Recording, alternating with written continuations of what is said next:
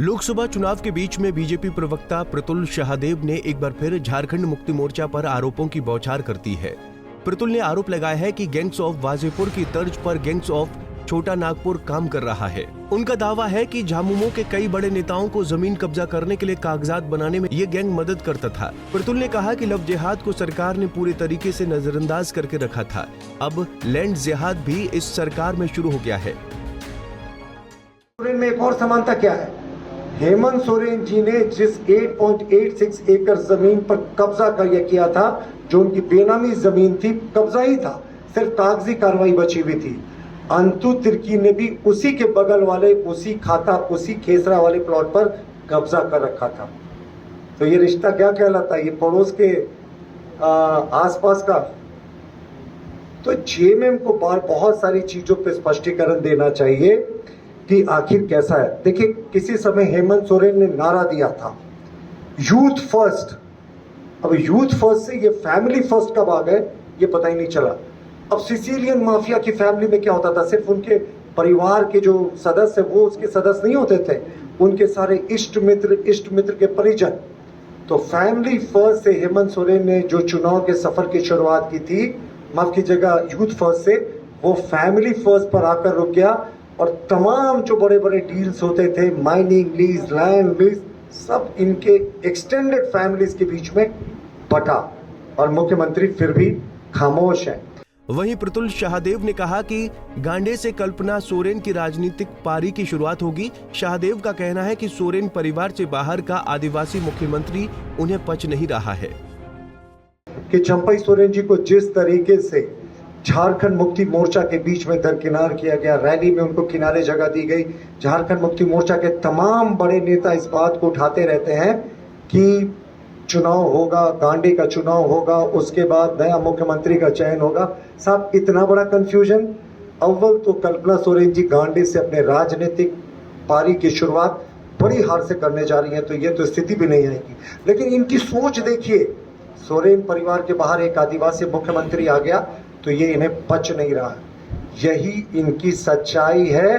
तो हमारा आज सरकार से, झारखंड मुक्ति मोर्चा से प्रश्न है कि ये छोटा नागपुर के गैंग्स ऑफ वासेपुर और हेमंत सोरेन जी का बीच का रिश्ता क्या कहलाता है? और लव जिहादियों पे तो आप नकेल नहीं कस सके, ये लैंड जिहादियों पर कब नकेल कसेंगे?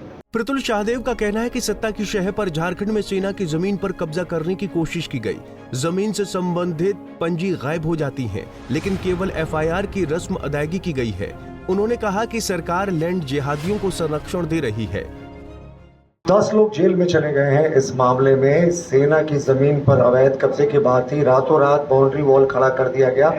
आपको मुझे बोलने देंगे, एक ही व्यक्ति प्रश्न करे ये उचित नहीं, बार बार सबको करने दें। आपने एक प्रश्न किया, मुझे उसका जवाब देने दें।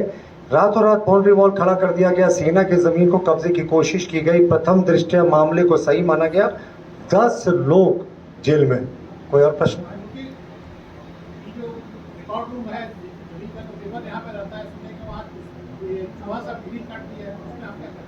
ये इस मुद्दे को तो हम लोग पहले भी उठा चुके थे कि कितने कन्वीनियंटली रिकॉर्ड रूम में चोरी हो जाती है, खतिहान में चोरी हो जाती है, जो खाता 2 है, पंजी 2 है, वो रिकॉर्ड गायब हो जाते हैं। और देखिए, अफसोस कि अभी तक जिला प्रशासन ने ये स्पष्ट नहीं किया है कि कौन कौन से खतिहान है, कौन कौन से पंजी 2 है जो गायब हो गए हैं।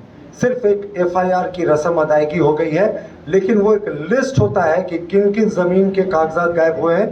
क्योंकि हमारा मानना है कि ये जो लैंड जिहादियों का मैंने आपको नाम गिनाया कि कैसे इनका गैंग्स ऑफ वासेपुर की तर्ज पर काम करता है इनका पूरा गिरोह, तो ये कोई बड़ी बात नहीं है कि और बड़े बड़े जमीनों का भी कब्जा का मामला सामने आया होगा और ये एक कवर अप ऑपरेशन है। नहीं तो इसके घटना को बीते हुए 10 से 15 दिन हो गए और अभी तक एडमिनिस्ट्रेशन ने वो लिस्ट नहीं दिया।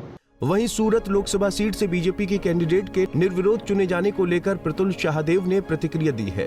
शाहदेव ने कहा कि देश में 44 बार उम्मीदवार निर्विरोध चुने गए हैं। उन्होंने कहा कि कन्नौज में समाजवादी पार्टी की कैंडिडेट डिम्पल यादव 2022 में निर्विरोध चुनी गई थी, लेकिन तब किसी ने विरोध नहीं किया था। सूरत का बात उठाया, ये आज के प्रेस कॉन्फ्रेंस से है, क्योंकि आज का प्रेस कॉन्फ्रेंस हमारा बड़ा प्रश्न है कि गैंग्स ऑफ वासेपुर और लव जिहादी के बाद जो लैंड जिहादी हैं उन पर जेएमएम का और सरकार का क्या स्टैंड है।